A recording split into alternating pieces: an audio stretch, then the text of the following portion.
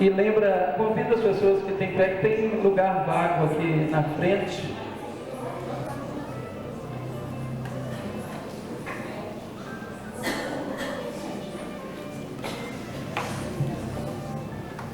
A antiguidade foi a mocidade do mundo. A mocidade é um sonho que deleita, a velhice uma vigília que incomoda. A mocidade é o prefácio da vida. Leia-o quando a obra estiver no fim e ficarás admirado. A mocidade olha a vida como propriedade, a velhice como usufruto. A mocidade é a estação dos violentos desejos. A velhice é a calma que sucede à tempestade, é a paz, a serenidade da alma que sucede às agitações e aos combates da vida.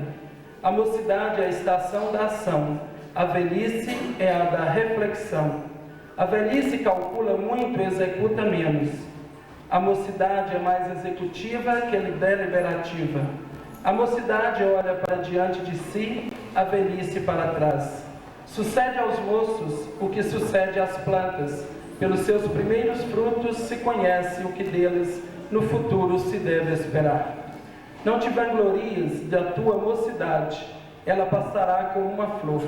Sofre privações na mocidade, se queres ter regalos na velhice. Perde-se o velho por não poder, o moço por não saber. Uma velhice feliz é o fruto de uma mocidade virtuosa. E para compor a nossa mesa, nessa roda de palestras, que é uma realização da Matur, juntamente com a Casa da Cultura, os projetos Realidade, o Eco do Eco, hoje nós vamos estar falando sobre depressão, uma doença da modernidade, e sobre o estresse.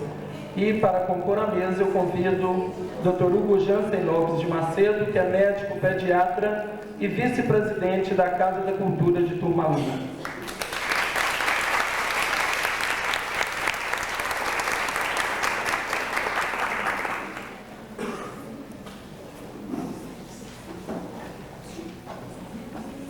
Jussara Santiago Maciel, que é enfermeira e responsável técnico pelo Hospital São Vicente de Paulo.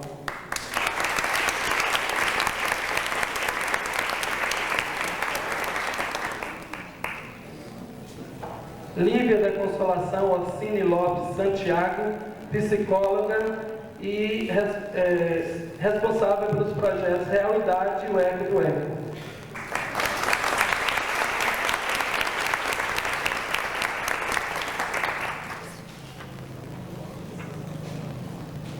Os festeiros do Divino 2005, Oliveira Santiago e Magna Giannini.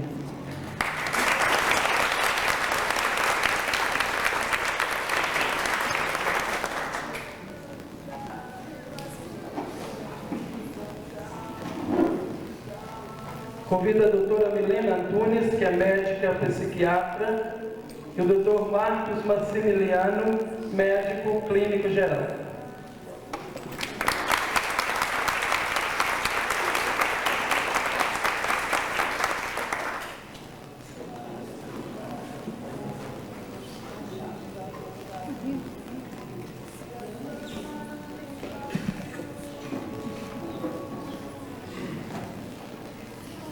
E representando a Secretaria Municipal de Saúde de Turmalina, senhor Adalto Carlito.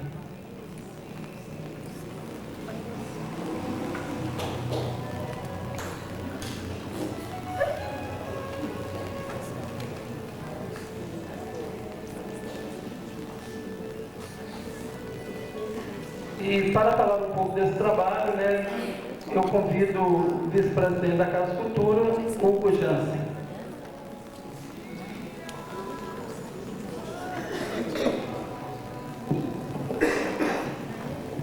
Represento aqui o Marconi Maciel, presidente da Casa da Cultura, fala em nome de todos os componentes e é com o coração cheio de satisfação, a alma transbordando de alegria, que a gente, como movimento cultural de Turmalina, trilha novos caminhos.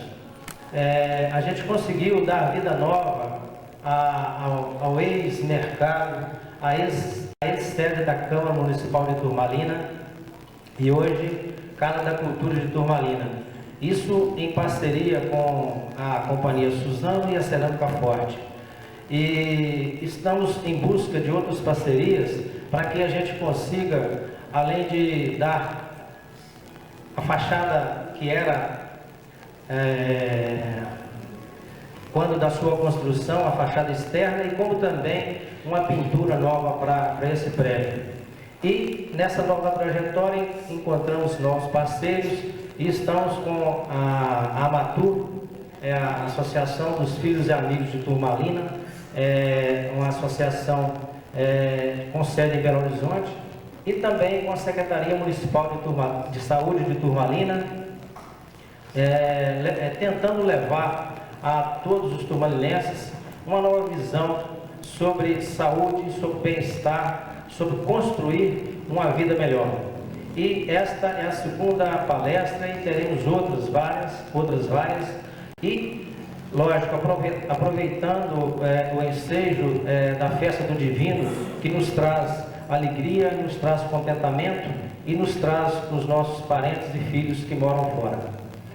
Espero que Milena e Marcos transmitam a vocês tudo aquilo que eles sabem, que eles têm condição de fazer, e que tenham uma boa estada por aqui. Um abraço.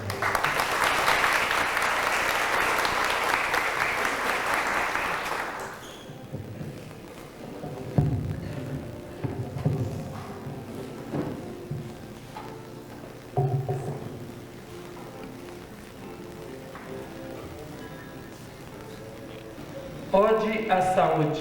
Ensina aquilo que sabe sobre a dor física e ajuda com isso aquele que quer precisar de lenitivo. Evita que um sofrimento maior exista com tua presença e tua palavra em hora certa. Oferece teu apoio e tua certeza quando a dor chegar e teu irmão se sentir sem esperanças. Para o corpo e para a alma, a saúde é um bem inestimável, que se pode preservar desde que se creia no valor da fraterna partilha. Para o corpo e para a alma, pode ser tu o arauto no caminho da descoberta do lenitivo verdadeiro. Por isso, vigia, irmãos. Dr. Marcos Maximiliano Araújo é médico especialista em clínica médica, médico da Unimed de Belo Horizonte e médico perito, mestrando em Ciências da Saúde. Que vai nos falar hoje sobre saúde preventiva, prevenção de doenças e enfermidade.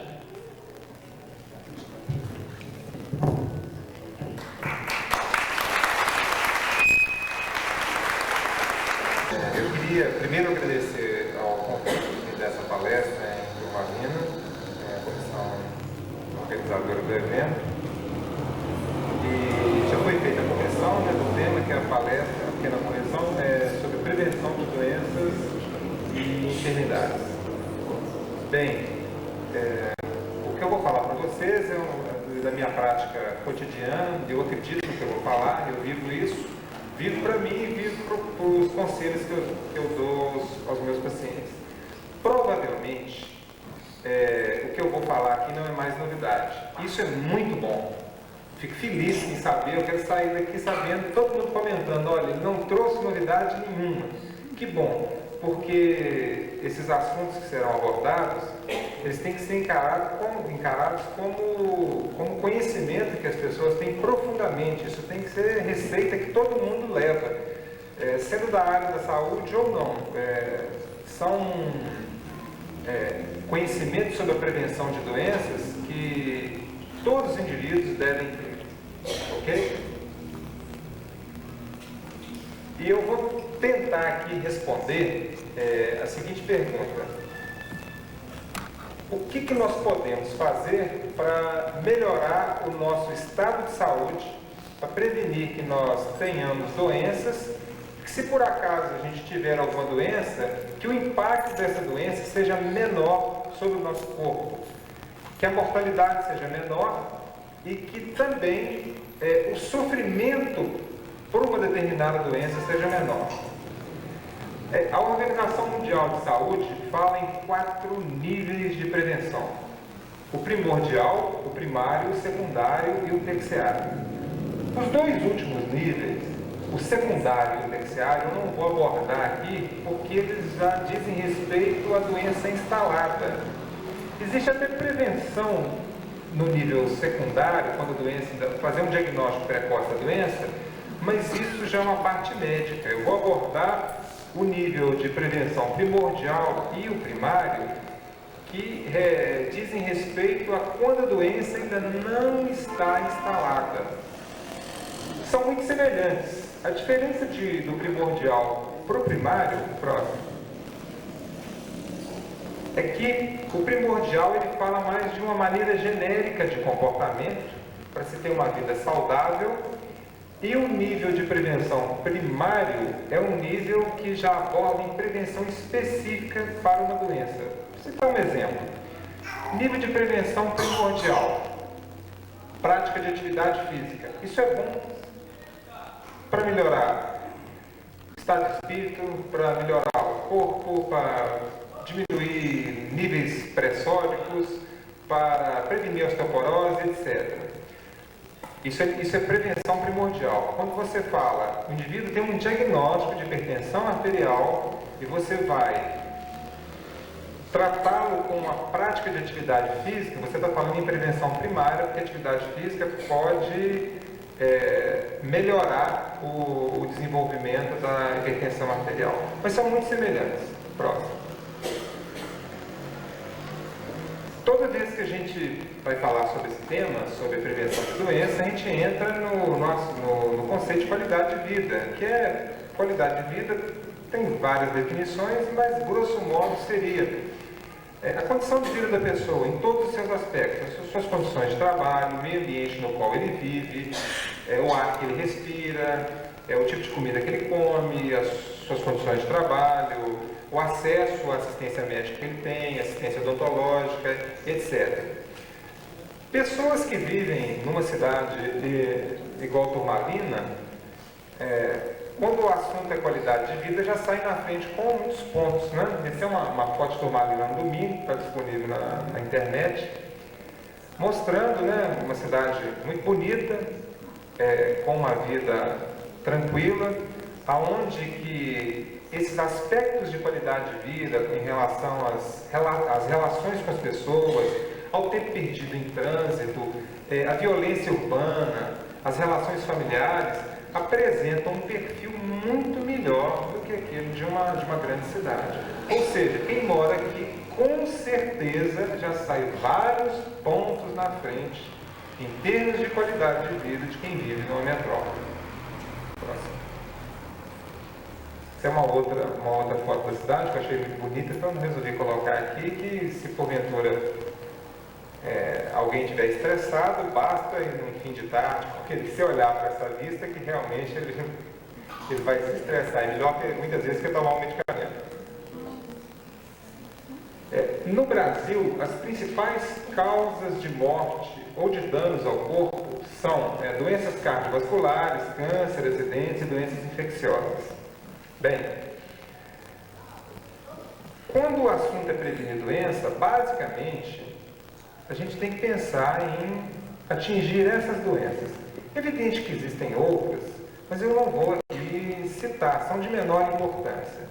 Na maioria das vezes, as pessoas vão morrer ou vão ficar com sequelas, com defeitos permanentes, poderíamos assim dizer, em decorrência dessas doenças. Então, se as pessoas querem prevenir doenças, prevenir enfermidades, elas têm que tomar atitude, uma mudança de comportamento, visando basicamente essas doenças que estão aqui. Eu coloquei esse slide porque existem doenças que, infelizmente, nós não podemos prevenir.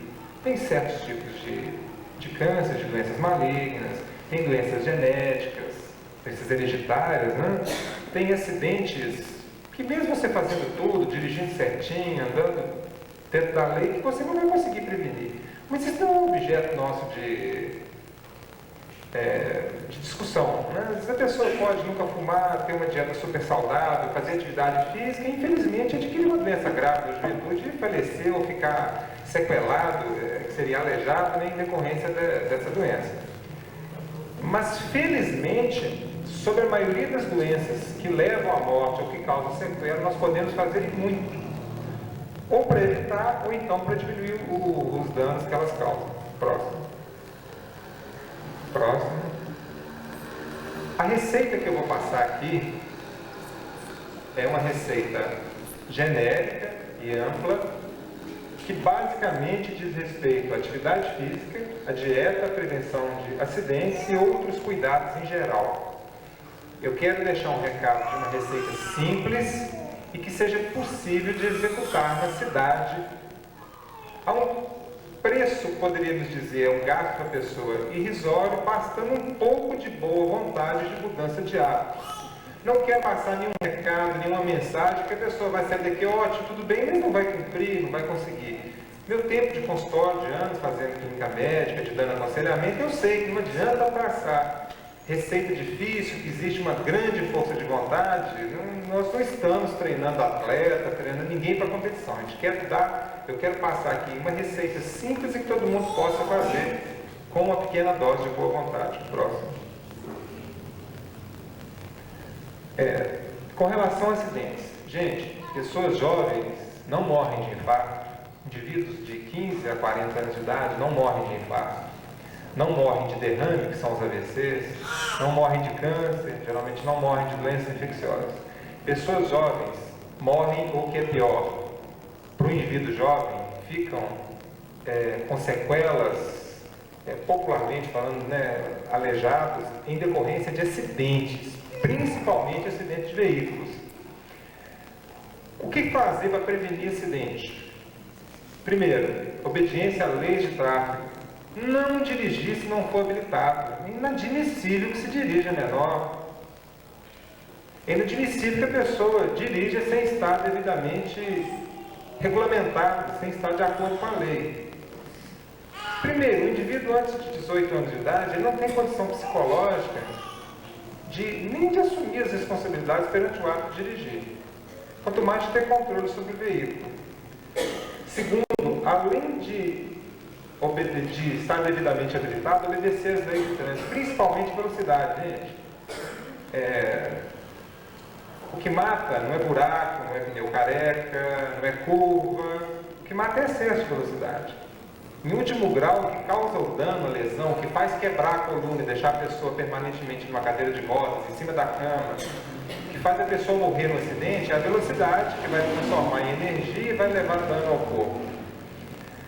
Não dirigir alcoolizado. A gente tem uma permissividade, isso é até cultural, de beber e assumir direção de veículo. Definitivamente, álcool ou uso de outras substâncias entorpecentes não combinam. Eu incluí aqui no slide de motocicleta, que não tinha incluí aqui hoje, que já é a segunda vez que eu tenho o prazer de vir aqui na cidade, eu vi hoje principalmente um grande número de motocicletas. E motocicleta é um meio de transporte barato, gasta pouco combustível, excelente, né? Muito bom quando bem utilizado. Só que as pessoas têm que lembrar o seguinte: a chance de ocorrer um acidente numa motocicleta é 20 vezes maior do que num carro. Então, aqueles cuidados que eu falei que o indivíduo tem que ter na direção de um carro, eles têm que ser 20 vezes maior na direção de uma motocicleta, porque a chance de machucar e de ter sequelas é muito maior. Próximo. No domicílio, os acidentes dizem respeito principalmente às crianças e às pessoas idosas. São cuidados em geral com a disposição de escadas, a existência de corrimão, cerâmicas muito escorregadias, podem ser feitas medidas de colocar fitas aderentes, no banheiro, se tem pessoas idosas, de colocar corrimão no banheiro, para que evite que esses acidentes ocorram no domicílio. Próximo. E o cuidado especial com crianças é com relação a medicamentos e produtos químicos. Eles têm que estar em locais inacessíveis. Tá? Eles têm que estar em locais inacessíveis. Remédio e produto químico não tem que estar guardado em lugar alto, não. Tem que estar guardado em local impossível da criança atingir. Porque menino é levado, né? Menino é característico, menino é levado mesmo. Então ele não vai atrás, pega, bebe e ocorre em acidentes. principalmente tomar muito cuidado com o álcool também, de preferência que não tenham álcool em casa. Se tiver, guardado num vidro muito pequeno, para que se ocorrer porventura algum acidente, ele seja de pequenas proporções. Esse negócio de guardar litros de álcool, definitivamente é um grande risco, principalmente para as crianças, são as maiores vítimas. E cuidado com a cozinha, por exemplo, eu coloquei aqui um toque que é jamais fritar ou ferver líquido nas frentes da frente, para evitar acidente com a criança é pequena, ela pode puxar. Se for uma fervura, ela vai se queimar. Próximo. O Brasil, com relação às doenças, então eu falei sobre acidentes, com relação às doenças cardiovasculares, o Brasil hoje está assumindo um comportamento mais ou menos de primeiro mundo. A principal causa de morte hoje no Brasil são as doenças cardiovasculares, aí, principalmente a hipertensão arterial, a doença coronariana, que seria principalmente angina e infarto, os AVCs, que são os populares derrame, né? E as cardiopatias em geral. Como eu estou querendo dar um lembrete, dar um recado, né, fazer uma propaganda, se eu fosse discorrer sobre cada uma doença, sobre a hipertensão, uma delas já seria tema para uma palestra. Eu vou falar, elas estão todas relacionadas, uma causa a outra, uma piora a outra, e o tratamento, essa prevenção, esse comportamento, essa receita de comportamento, ele acaba influindo em todas de uma maneira geral. Próximo.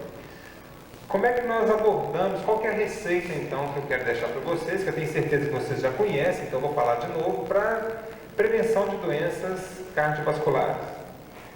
Atividade física, cuidados com a alimentação e tabagismo.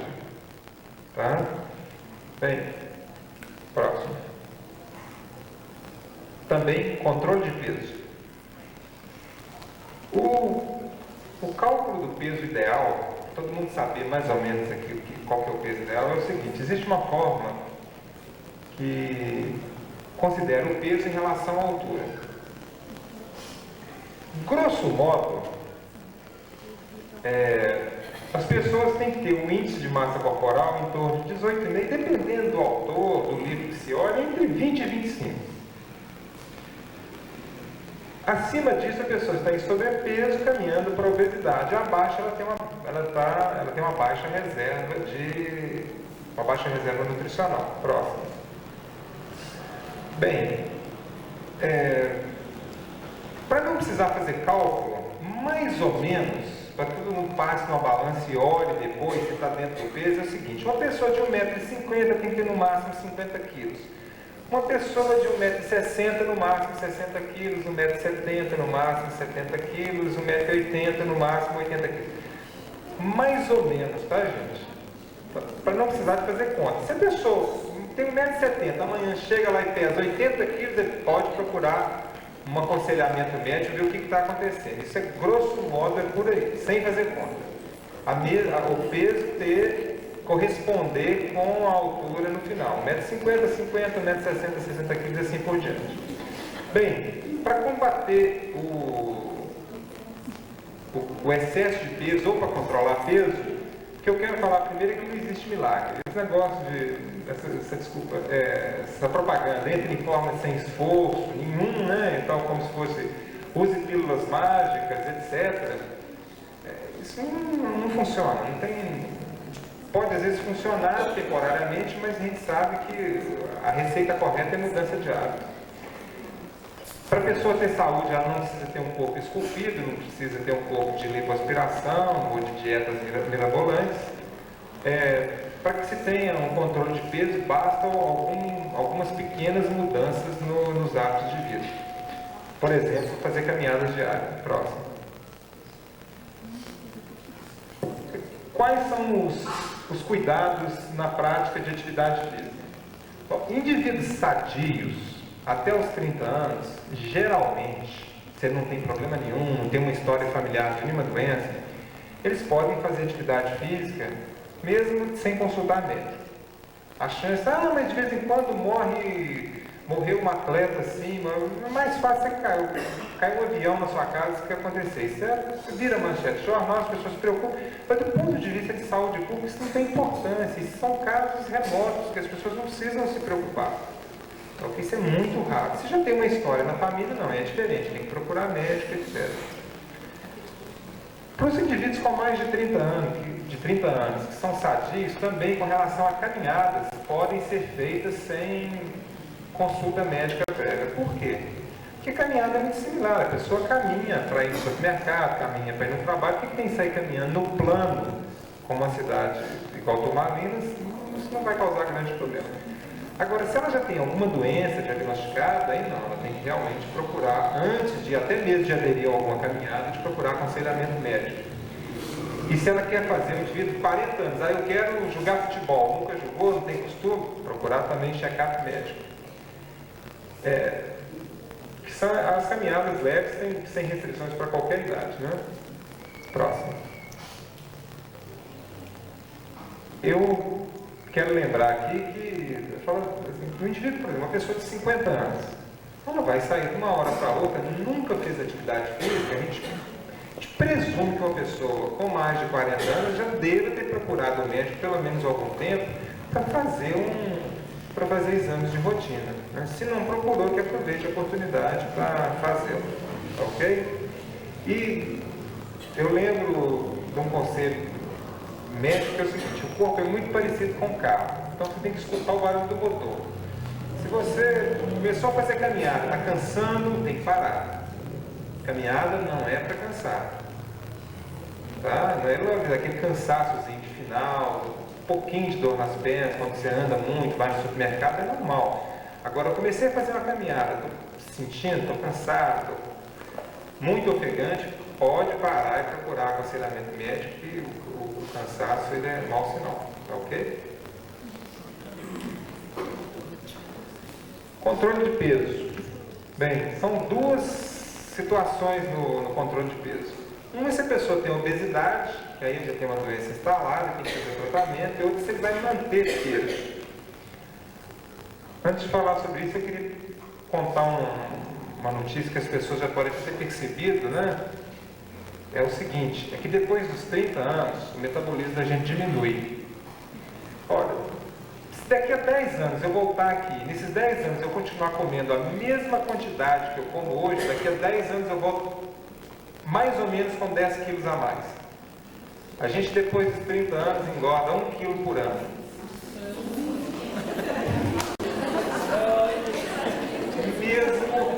Mesmo comendo a mesma quantidade. É terrível, né? É triste, mas é verdade.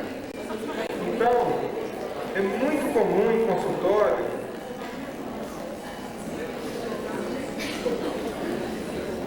as pessoas chegarem e falarem assim: nossa, mas ultimamente eu tenho engordado, eu não aumentei a quantidade. É verdade.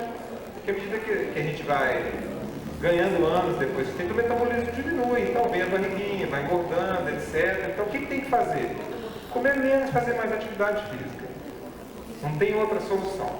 Bem, se existe necessidade de perda de peso, o rigor com relação aos hábitos, pelo menos por um bom tempo, ele tem que ser maior.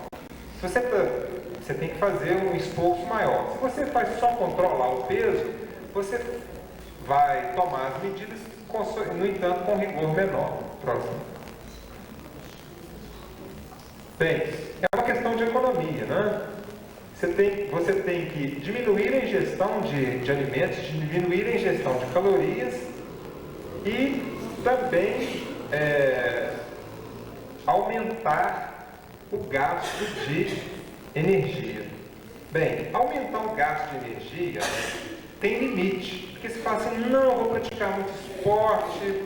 Se você começar a fazer atividades físicas em demasia, você vai ter problema no joelho, na coluna, vai se cansar demais, etc. Pode ter um desgaste ósseo, um desgaste articular, principalmente quem nunca fez. Não dá, tem limite. 1 hora de atividade por dia já, para a maioria das pessoas, está excelente. Além disso, dificilmente a pessoa vai conseguir passar. E se a pessoa fizer 1 hora de caminhada por dia, para exemplificar, ele vai perder umas 500 calorias, dependendo do tanto que ele andou. Se ele comer um pão com um pouquinho de manteiga e um café com leite, foi tudo embora. Então, exercício físico é muito comum a pessoa começar a fazer atividade física e engordar. Por quê? Porque dá muita fome, ele chega, eu já vi vários corredores, a pessoa começa a correr achando que vai emagrecer. realmente, ele corre meia hora, 40 minutos, perde 500, 600 calorias, mas chega em casa como um leão, tudo foi embora. Então, para emagrecer, a atividade física é só ajudante, o principal é fechar a boca. Infelizmente, pessoal,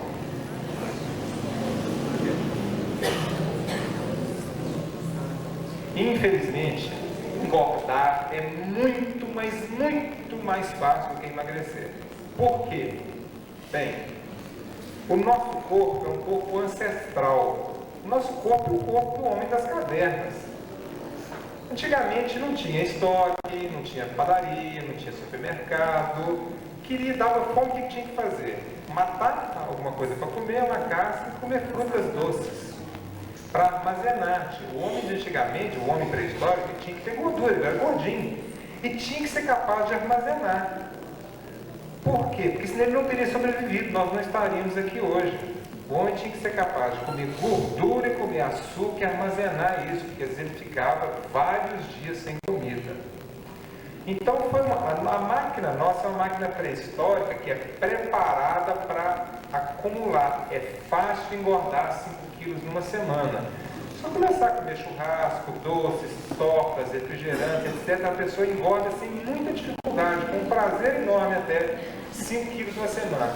Perder 5 quilos numa semana é impossível. Você precisa de fazer uma dieta rígida durante, no mínimo, um mês para perder 5 quilos. Porque essa máquina foi feita para sobreviver. Para sobreviver, ela tinha que ser capaz de engordar mais fácil, porque o alimento não era fácil. O problema é que o mundo mudou. Hoje nós temos alimentos fartos, gostosos, à disposição, sem sair de casa, pega o telefone na esquina, né? E ótimos biscoitos maravilhosos como tem aqui. Eu estou falando que eu já engordei 2 quilos no dia que eu cheguei. Então você tem muita oferta de alimento bom, gostoso e principalmente hoje em dia com preço mais acessível. E o corpo é de pré-histórico, um corpo que engorda fácil. Então fica no dilema. Então qual que é a solução para emagrecer? Ou para controlar peso? Trocar os alimentos. Infelizmente, a pessoa vai ter que mudar de hábito de vida. Se o indivíduo já tem pessoas que por uma tendência genética comem de tudo, não fazem controle nenhum. Vou contar o pior quadro, né?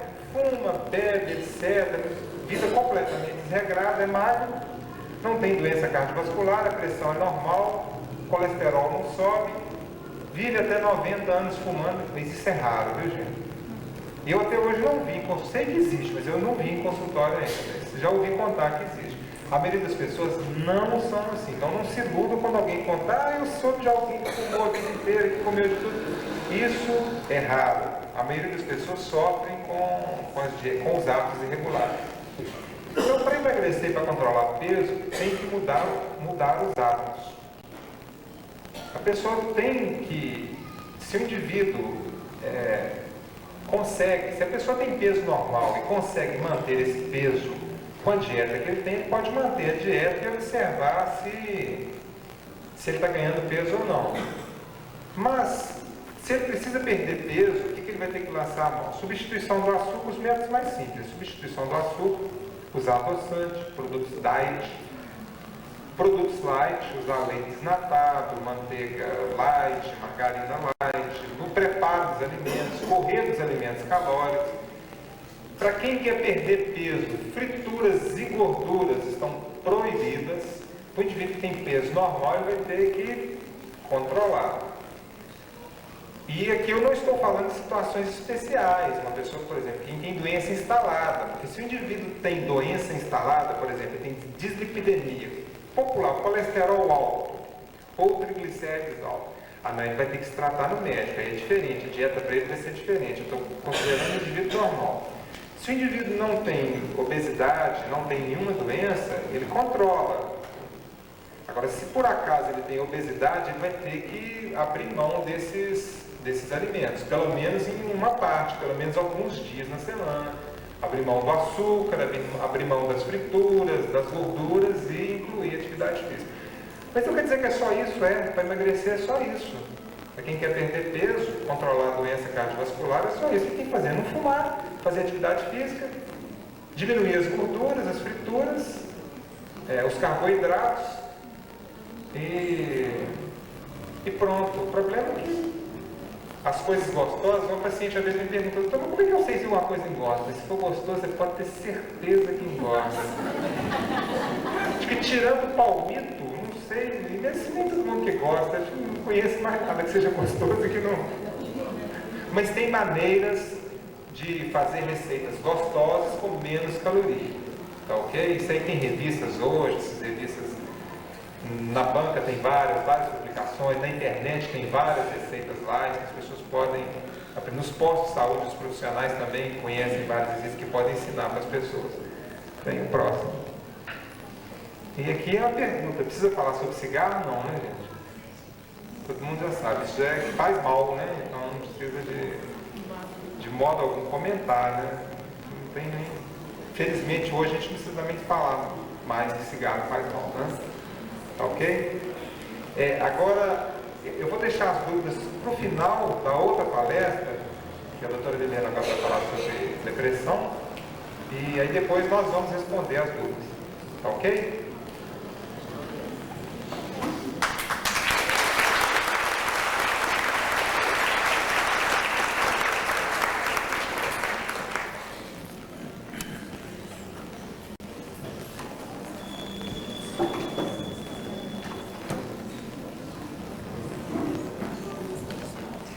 A doutora Helena Antunes Santos, filha de Carolina Antunes e Léo Rodrigues, é médica psiquiatra, mestranda em Ciências da Saúde, membro do Comitê de Ética em Pesquisa do IPSENG, atende em Diamantina e em Belo Horizonte. Ela agora irá falar sobre depressão, uma doença da modernidade.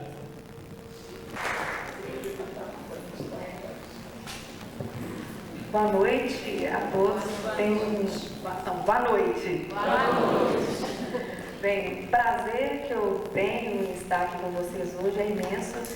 Já vi várias pessoas conhecidas, parentes, e pessoas que eu vejo com frequência, algumas pessoas do consultório, e dividir com vocês esse momento de falar um pouco da depressão e dividir com o Marcos também um assunto que são assuntos afins, é realmente um prazer.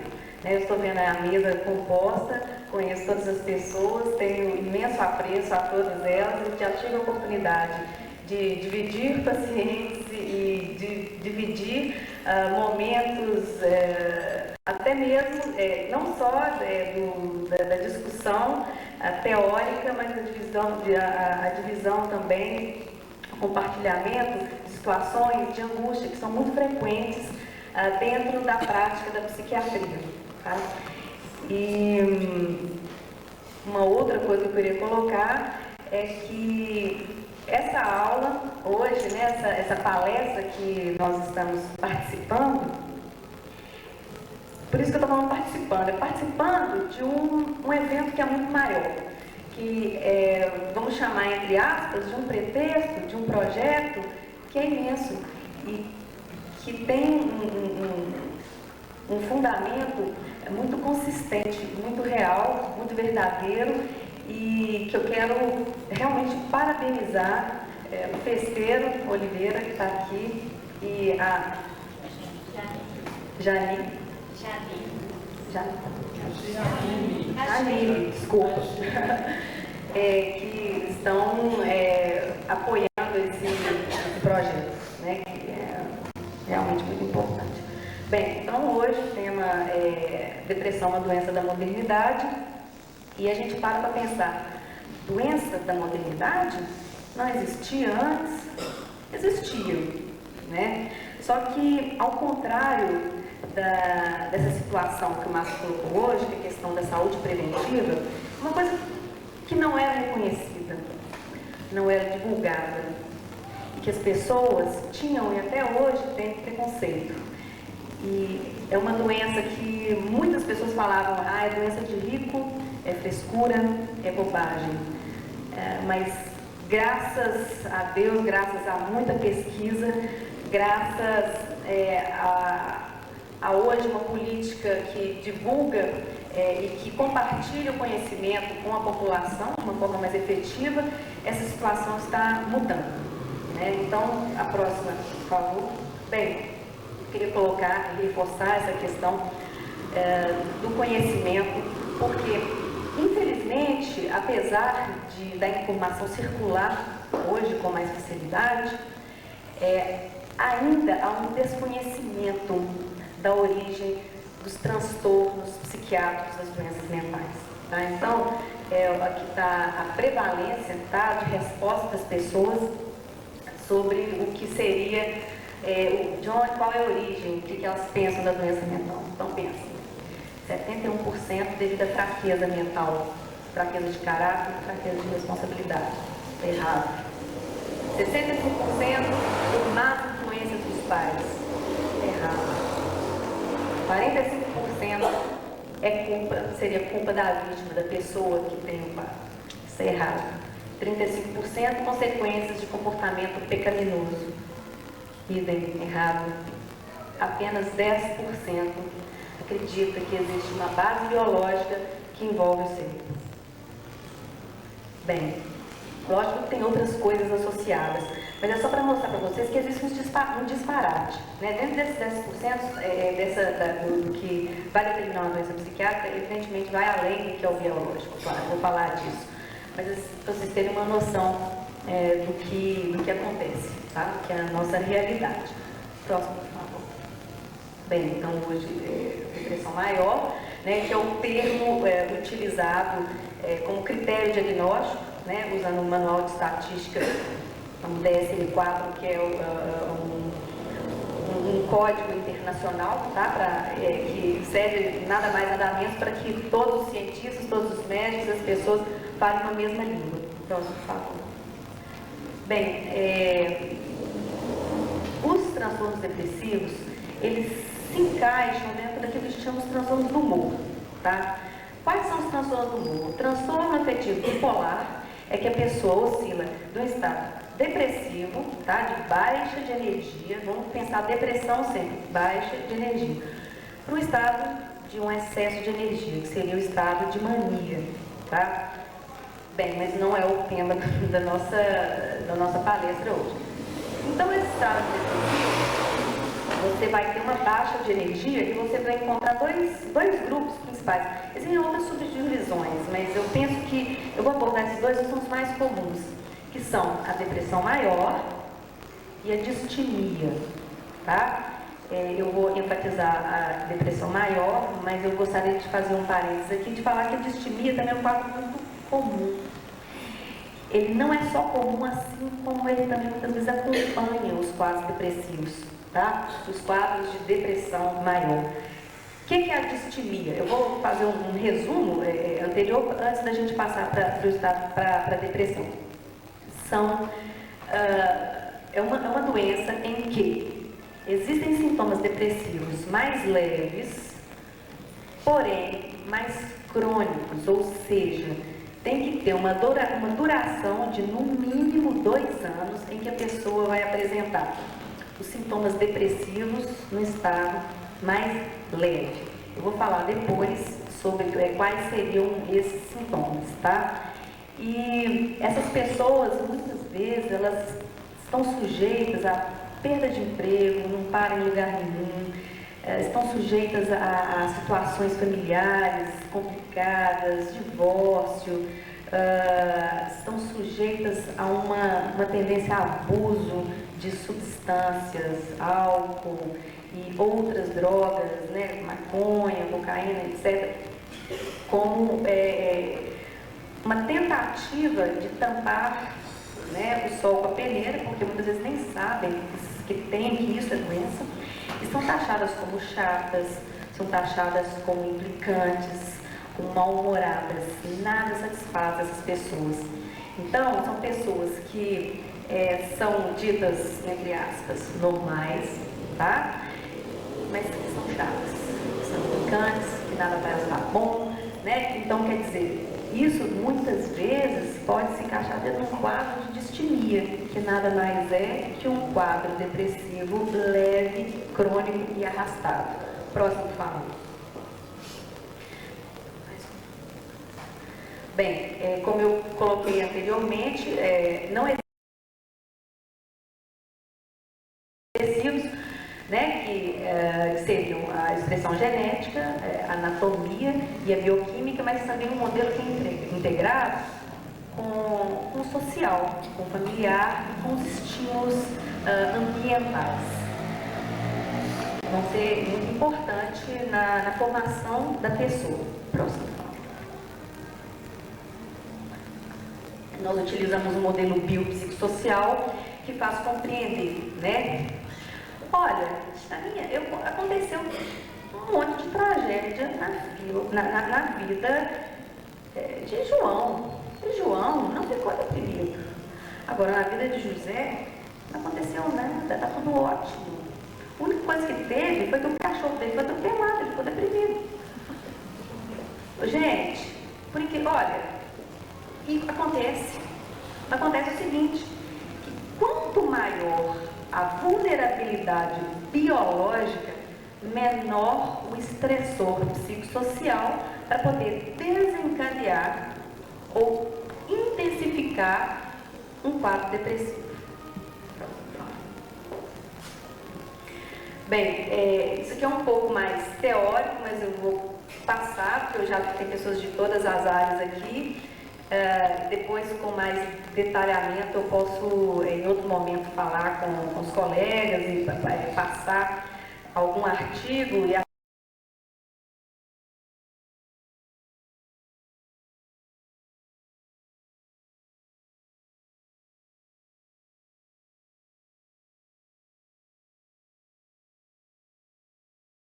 uma coisa que eu tenho que deixar muito clara. Depressão é uma doença multifatorial. Não existe uma coisa para definir uma depressão. Existe o fator psicossocial, existe o fator do hábito de vida e existe o fator biológico. Tá? Então, dentro do fator biológico, existem essas hipóteses, mas são hipóteses que não são completamente compreendidas. Os mecanismos não estão 100% estabelecidos, firmados e conhecidos, tá? A medicina, ela já avançou muito e devo dizer que nos últimos 100 anos, a área da medicina que mais evoluiu foi a área de psiquiatria e mesmo assim, temos que ser sinceros, estamos engatinhando, né? Existe muito ainda para ser alcançado. Bem, que seriam então essas hipóteses? Seria a hipótese monoaminérgica, a teoria dos receptores, a hipótese monoaminérgica da expressão gênica e das neurocistinas. Bem, a das neurocistinas é a teoria mais nova que tem, né? A monoaminérgica seria que haveria uma depressão, ou seja, uma redução de umas substâncias no cérebro que são serotoninas e noradrenalinas, que são importantes na neurotransmissão. O que é a neurotransmissão? É a transmissão da mensagem de um neurônio para o outro para que se forme um estímulo, para se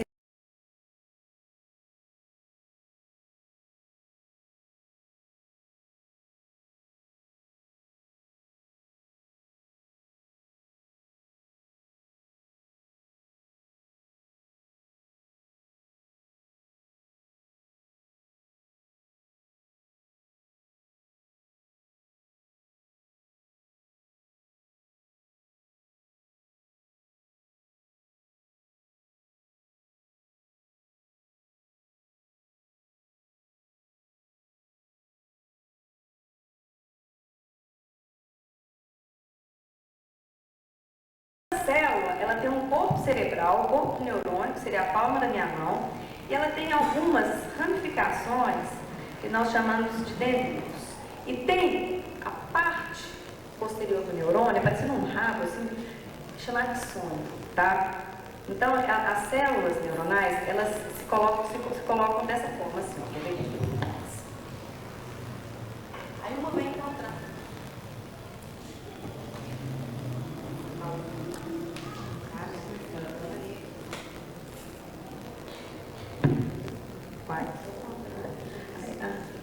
Uma vai encontrando com a outra. Então, encontra dendrito com dendrito, dendrito com axônio. Então, quer dizer, e aí, assim, a mensagem ela vai passando de um para o outro. Então, o que acontece? Aí, o espaço entre cada pedacinho chama fenda sináptica. E aí é que acontece tudo. Aqui é que tem uma redução, tá vendo essas coisas aqui, ó? São, aqui, ó, tá vendo 5,4-HT, ME, coisa. Ali é que circula, então, as neuroaminas. E essas neuroaminas, elas saem do neurônio pré-sináptico